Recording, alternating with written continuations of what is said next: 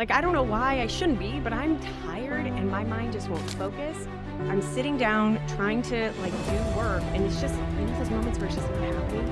What you give out is what you get back. So the thing is that even if you don't get it back, it's always important to just keep giving. I think one of the things that I really enjoy leaning into in the creation of these meditations, and most especially in the sharing of these with other people, is how like, I really like showing how imperfect I am. I really love showing, this is the first time I've put on makeup and dressed myself up in a long time. Like, I love showing this is the reality. Like, you can see my closet behind me. Like, I had to move some clothes out of the way, right? Like, I love showing how messy life is because that's real. It's very real. I am not the person who's going to sit up here and tell you, um, you must meditate. And when you do, when you do it this way and you follow this formula, life all of a sudden becomes perfect and magical and you're peaceful all the time. Inner peace is really what we have available to us all the time. And yet we live in a very human world, in a human body. And so we are challenged, or, we're dancing with these human experiences, the human emotions, the triggers that come out. So the way that it's impacted me most as a mother, as a wife, as someone who feels like I have something to do here in this world, as a creator, most especially as a business owner, is the heart of why I create these, that I am knowing myself through these. I'm knowing myself better and better every single day. And so it has given me an enormous amount of strength and courage to make decisions that are 100% made by me and not by anyone else. And I don't do this perfectly. However, I know what my true north is. And the more that I really continue to tune in, to strip away, the expectations,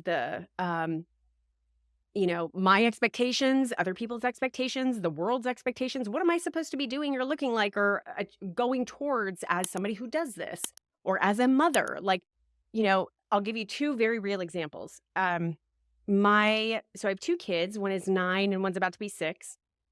And we just, during the summer, we just moved away for about a half an hour north of where we used to live. But because at the time I couldn't manage that many changes, I was like, I'm just keeping the kids in the school where they are right now. We'll do the drive every day and we'll figure it out.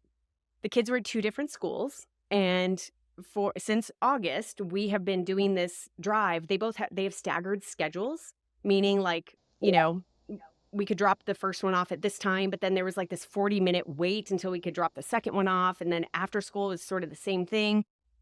So it didn't take very long for me to feel the discomfort of how yucky that felt. And I'm not just talking about how much time it took, because that was insane, like 3 to 4 hours in a car a day. Like that's not cool, right?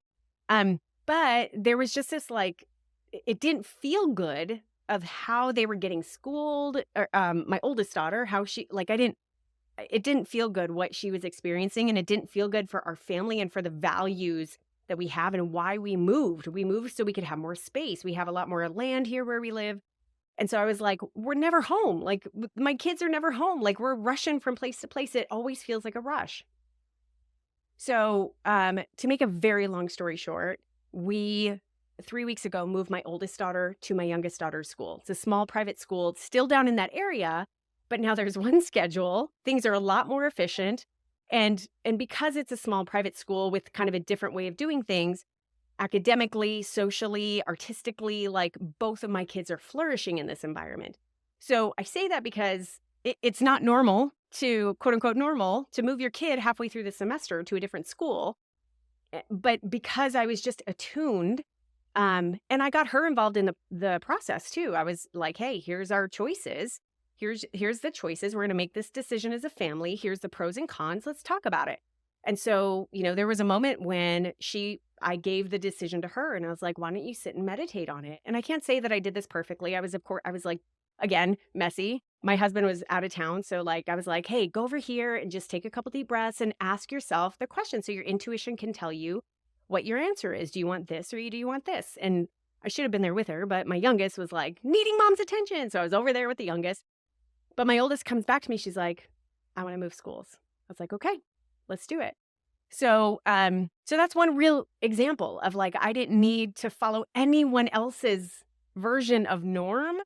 I didn't need to follow anyone else's version of what I should or shouldn't do. It was my choice for us and the values that we have as a family.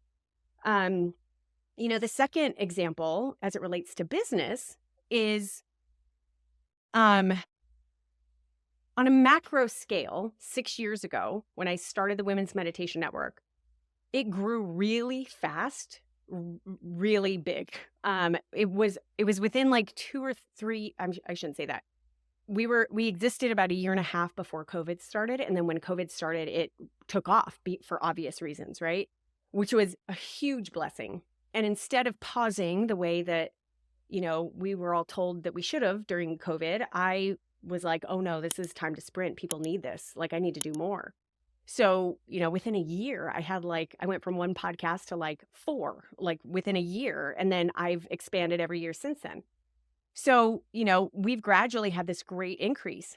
At some point, and I can't tell you when, because I've only really become aware of this. And again, this is the beauty of constantly coming into self-awareness and touching base with what my soul now knows, right?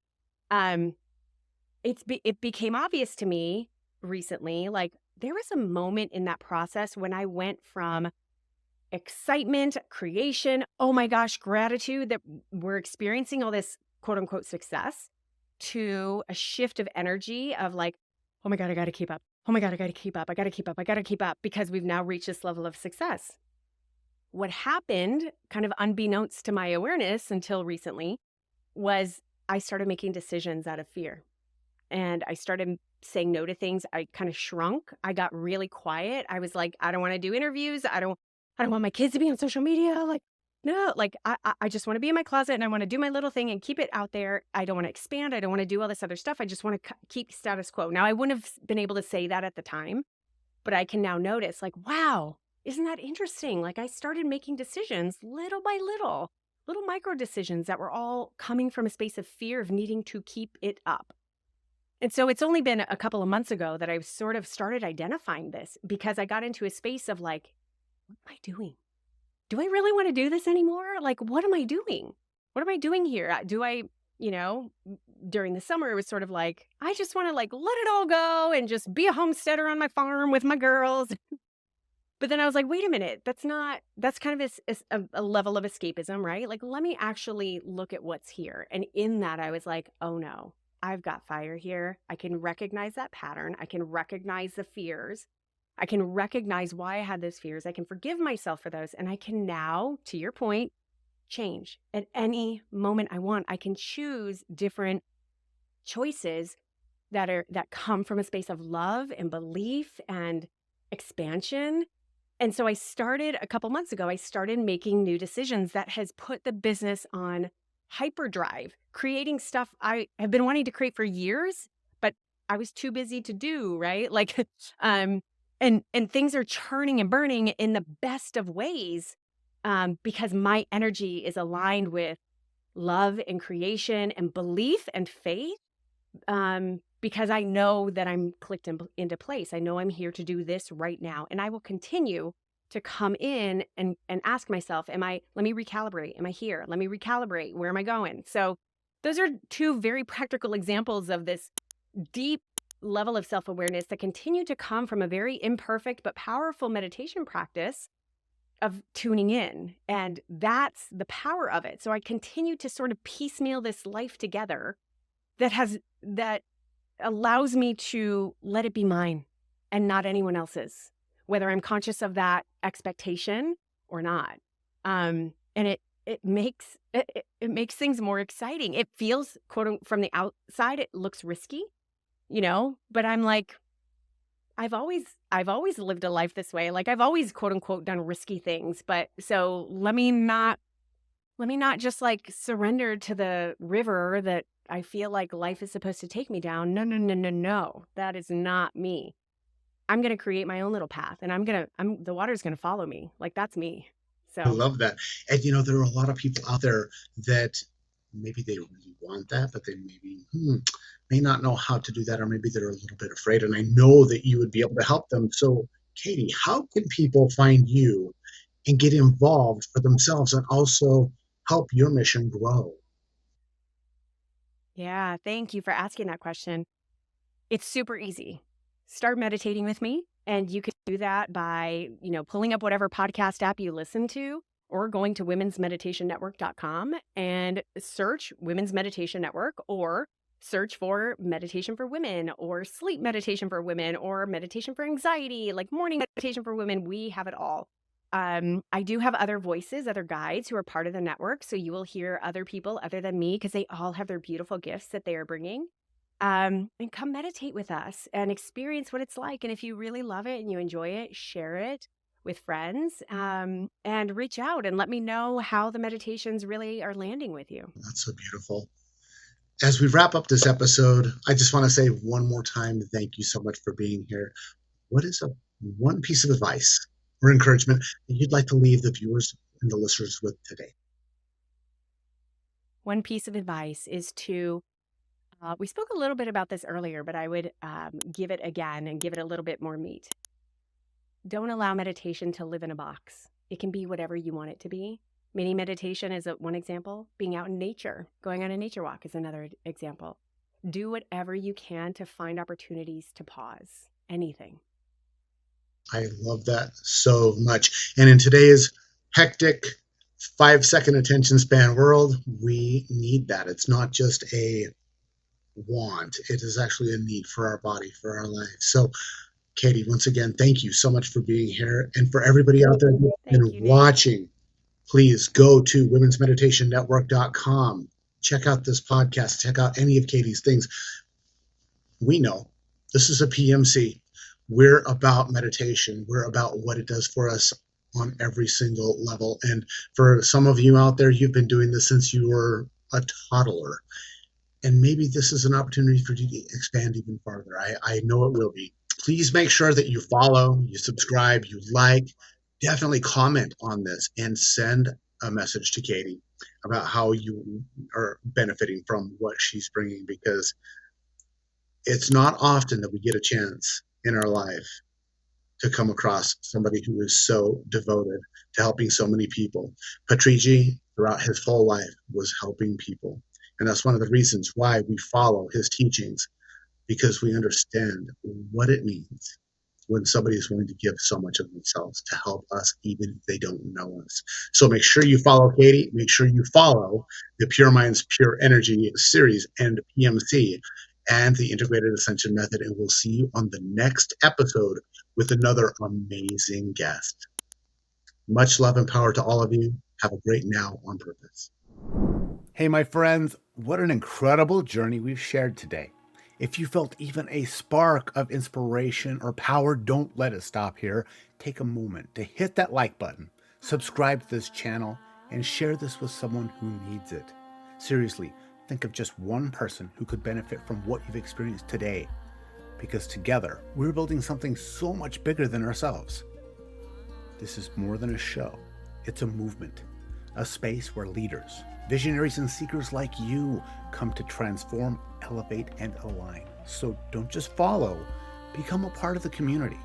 Subscribe to the PMC YouTube channel and follow the I Am Integrated Ascension Method everywhere you can. And let's create something extraordinary together. I'm truly excited to share with you your next step to transformation. So head over to iampure.energy and sign up for my free Perfect Breath class. You'll unlock the secret to mastering your breath, your energy, and ultimately your life. And for those who are ready to go deeper, our masterclass and weekly sessions are waiting to take you to that next level. Make sure that you're here next week, because, as always, I'll be sitting down with another world-changing guest, someone who will blow your mind and give you tools to rise even higher. And don't come alone. Invite your friends, your team, or anyone who's ready to grow. And let's expand this circle of impact one breath at a time. Until then, remember, Your potential is limitless. Your power is real. And it all begins with a single breath. Together, we're creating the future. I'll see you next time, my friend. Together we rise. See you soon.